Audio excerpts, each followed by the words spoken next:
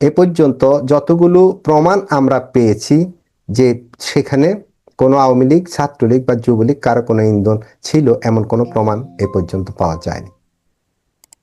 আর তাদের ইন্ধন থাকবেই বা কেন? তারা তো দেশেই নেই। তারা এখন একরকম বলতে গেলে আপনাদের ভাষায় অস্তিত্বহীন।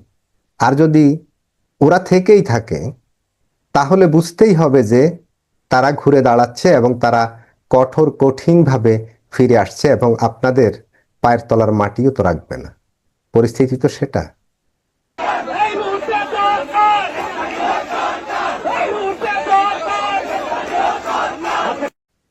অথচ আমরা বিশ্লেষণ করে দেখেছি এই ছেলেরা জুলাই আগস্টের আন্দোলনে জীবন বাজি রেখে আপনাদের পক্ষ হয়ে লড়াই করেছে। আর ঠিক তাদেরকেই আপনারা এখন ব্ল্যাকমেইল করে ফ্যাসিবাদের দোষর আখ্যা দিয়ে বেদম পিটুনি পিটিয়েছেন।